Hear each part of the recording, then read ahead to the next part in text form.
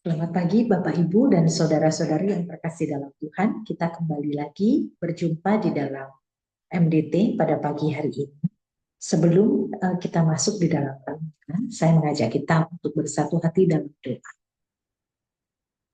Bapa kami di dalam surga, kami bersyukur hari ini Engkau memberikan kami kesehatan, kekuatan, dan bahkan anugerah untuk kami boleh bersama-sama merenungkan firman Tuhan. Tuhan, pakai hamba-Mu yang akan menyampaikan juga setiap kami yang bersama mendengar, kiranya Tuhan menolong kami bagaimana kami melakukan firman ini dalam kehidupan kami dengan penuh kesetiaan dan ketaatan. Terima kasih ya Bapak, dalam nama Tuhan Yesus kami berdoa. Amin. Hari ini saya mengajak kita untuk membuka bagian firman Tuhan yang terambil dari Matius pasalnya yang pertama, ayat 18 sampai dengan 25. Saya akan membaca untuk kita semua. Kelahiran Yesus Kristus. Kelahiran Yesus Kristus adalah seperti berikut.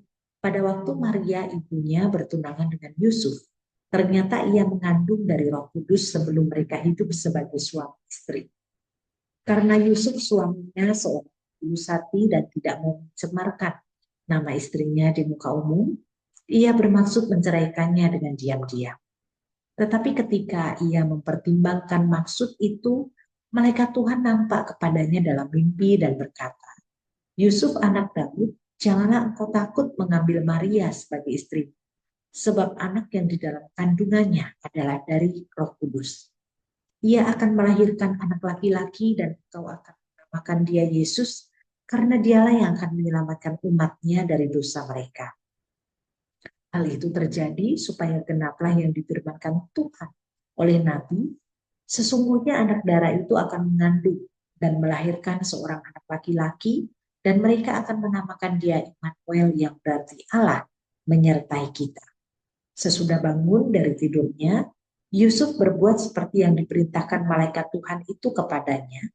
Ia mengambil Maria sebagai istrinya, tetapi tidak bersetubuh dengan dia, sampai ia melahirkan anaknya laki-laki dan Yusuf menamakan dia Yesus. Sampai sedemikian jauh pembacaan firman Tuhan pada hari ini. Nah, tema MDT yang saya berikan adalah taat meski sulit. Nah, Bapak Ibu yang terkasih dalam Tuhan, Natal tinggal menghitung hari. Ketika kita masuk di bulan Desember, tentu saja kita sudah disapa oleh suasana-suasana menjelang Natal. Nah, ketika Natal tiba, kita juga mengingat bahwa Allah memakai beberapa orang untuk menggenapi rancangan keselamatan. Dan mereka melakukan dengan ketaatan. Salah satunya adalah Yusuf, suami Maria. Dia lahir dari garis keturunan Daud. Yusuf adalah nama umum di Israel yang artinya dia akan menambahkan. Nah, di sini ada kemungkinan Maria memberitahu Yusuf ketika dia mengandung daripada Roh Kudus sekembalinya dari rumah Elisabet sebelumnya. Sesudah tinggal bersamanya selama 3 bulan, barulah tampak oleh Yusuf bahwa Maria sudah mengandung. Nah, Yusuf dan Maria ini memang sudah bertunangan, namun mereka belum hidup bersama sebagai suami istri. Tentu sebagai lelaki muda, kehamilan Maria yang mendadak mendatangkan pukulan yang sangat berat bagi Yusuf. Karena kejadian hamil di luar nikah biasanya akan menyebar dengan cepat dan menjadi buah bibir banyak orang. Dan bisa saja pada waktu itu sahabat-sahabat Yusuf kemudian berikan nasihat-nasihat. Bisa saja mereka memberikan nasihat, tinggalkan saja Maria, cari gadis yang lain yang lebih setia. Nah, Yusuf sendiri pun juga memiliki hak sebenarnya untuk mengumumkan ketidaksetiaan Maria dan juga pengkhianatan Maria. Maria juga harus menanggung akibat ketidaksetiaan itu tentu saja, dan dia pasti akan terkena sanksi, yaitu dilempari batu hingga mati sesuai dengan hukum Yahudi karena kedapatan menjadi wanita yang tidak setia. terhadap pasangannya. Nah, Yusuf juga memiliki hak untuk tidak lagi meneruskan pertunangan dengan dasar yang kuat bahwa Maria sudah selingkuh di luar batas. Nah, di tengah gunjingan-gunjingan dan realita yang dialami oleh Yusuf, kita mendapati bahwa Yusuf memilih untuk taat menjalani kehendak Bapa. Apa saja kira-kira yang menjadi ketaatan Yusuf? Yusuf taat karena dia mencintai Taurat Tuhan dan melakukan dalam kehidupan sehari-hari. Disebut di sana bahwa Yusuf adalah orang yang tulus hati atau dikatakan seorang sadik, yaitu taat kepada Taurat. Itu sebabnya dia sangat menjaga privasi Maria dan berencana tidak menceraikan Maria secara diam-diam. Kemudian ketaatan Yusuf yang kedua yaitu tidak hanya mencintai Taurat Tuhan, tetapi Yusuf taat menjaga kesucian hati dan badan Maria dengan tidak bersetubuh sebelum kelahiran Yesus. Yusuf adalah sosok orang muda yang menjaga kekudusan hidup di hadapan Tuhan. Yusuf belajar menahan diri untuk tidak tidur bersama dengan Maria sampai waktu dan rancangan Tuhan terlaksana. Meski Maria adalah istrinya, tapi karena Maria ada dalam rancangan indah Tuhan, Yusuf taat menjaga kekudusan hidup bersama sampai waktu Tuhan tergenapi. Nah, ketaatan selanjutnya yang Yusuf lakukan adalah Yusuf taat memberi nama Yesus kepada bayi yang dilahirkan oleh Maria sesuai kehendak Tuhan melalui pesan malaikat ketika hadir dalam mimpinya. Bayi laki-laki itu kemudian diberi nama Yesus sebab dialah yang akan menyelamatkan umatnya dari dosa mereka. Nah, Yesus juga dikenal sebagai anak Daud sebab dia mewarisi tahta Daud dan memerintah kerajaan tanpa akhir. Dia akan menjadi penebus yang dijanjikan, membawa keselamatan dari dosa dan kematian. Dan juga dia disebut sebagai Immanuel yang artinya Allah menyertai kita. Dan ketaatan Yusuf yang selanjutnya adalah Yusuf taat kemudian mengambil Maria sebagai istrinya. Ini merupakan suatu hal yang sulit untuk dia lakukan sebenarnya, mengingat realita yang dia dapatkan. Maria sudah hamil di luar pernikahan. Tetapi Yusuf mau taat kepada Tuhan melalui mendengar apa yang malaikat katakan, melalui mimpi bahwa anak dalam kandungan Maria adalah dari Roh Kudus, sehingga ia tetap taat mengambil Maria menjadi istrinya.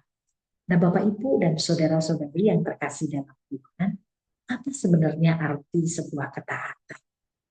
Artinya sikap patuh, menurut, dan tidak suka melawan. Patuh, menurut, dan tidak suka melawan. Jadi secara sederhananya, apa yang diperintahkan, itulah yang dikerjakan dengan sukarela. Inilah arti ketaatan. Nah, dalam hidup kita sering kita diperhadapkan dengan tantangan dan masalah yang sangat sulit. Kita sering didesak harus ambil pilihan atau keputusan, baik dalam keluarga, lingkungan, pekerjaan, sekolah maupun pelayanan. Bagaimana kita kemudian belajar kita? Nah, ternyata ada dua hal yang kita bisa pelajari. Bagaimana kita belajar untuk Nah, ketaatan yang pertama adalah ketaatan yang sejati, adalah ketaatan yang dipimpin oleh Roh Kudus. Di dalam Yohanes 14 ayat 15 mengingatkan kita, jikalau kamu mengasihi aku, kamu akan menuruti segala perintahku. Nah, saat kita berada di dalam situasi yang sulit, terkadang Tuhan memberikan jawaban doa yang berbeda dengan keinginan atau rencana kita.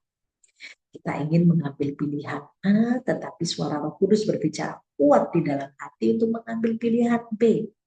Padahal menurut pertimbangan dan perhitungan manusia, pilihan A jauh lebih baik dari pilihan B. Manusia cenderung untuk melihat sesuatu dari satu sisi saja, tetapi Tuhan melihat secara utuh. Nah, oleh sebab itu, biarlah segala keputusan yang kita ambil, kita landaskan pada kebenaran firman Tuhan. Roh Kudus menolong kita untuk menjalani pilihan-pilihan itu dalam ketaatan. Ketaatan juga adalah merupakan sikap bagaimana mengasihi dan menuruti perintah Allah. Kemudian hal yang kedua, bagaimana kita belajar taat. Ketaatan yang dimulai dari belajar taat kepada hal-hal yang kecil. 1 Yohanes 5 ayat 3 mengatakan, sebab inilah kasih kepada Allah, yaitu bahwa kita menuruti perintah-perintah. Dan perintah-perintah itu tidak berat. Kalau kita orang yang mengasihi Allah, maka kita harus menuruti segala perintah-perintah. Dan ternyata perintah-perintah Allah itu adalah perintah-perintah yang tidak berat untuk kita lakukan. Begini sederhananya di dalam 1 Yohanes 5 ayat 3. Nah, hari ini kita mau belajar bagaimana melakukan ketaatan mulai dari perkara-perkara yang kecil yang Tuhan percayakan kepada kita untuk kita lakukan. Mari kita melakukannya dengan penuh ketaatan kepada Allah, agar seluruh rencana Allah bagi kita tergenapi dalam kehidupan kita. Ketaatan-ketaatan yang kecil ini bisa menolong kita bagaimana kita tetap setia di dalam segala hal yang Tuhan berikan kepada kita. Tuhan Yesus adalah teladan ketaatan yang sejati tentu saja. Bagaimana menjalani kehendak Bapa dengan taat dan setia.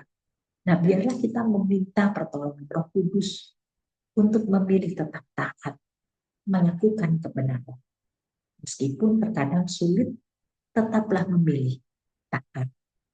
Amin. Mari kita bersatu hati dalam doa. Bapa kami di dalam surga, terima kasih untuk firman-Mu hari ini. Mengajar kami untuk memiliki ketaatan dalam kehidupan kami. Taat jalankan perintah Tuhan, taat melakukan kebenaran, sekalipun terkadang sulit. Di tengah-tengah zaman yang semakin tidak mudah ini, biarlah kami terus menjadi orang percaya yang taat, menjalankan kebenaran firman, taat melakukan perintah-Mu, taat untuk bagaimana menggenapi rencana dalam kehidupan kami. Terima kasih ya Bapak. Kiranya Kau juga yang pimpin di dalam seluruh aktivitas kami hari ini. Kami melakukan segala apapun yang jadi bagian kami. Kami lakukan dengan kesetiaan dan ketaatan. Dalam nama Tuhan Yesus Kristus, Juru Selamat kami berdoa dan mengucap syukur. Amin. Demikian makin dekat dengan Tuhan pada pagi hari ini, kiranya Tuhan berkati kita semuanya. Selamat pagi, Tuhan Yesus memberkati.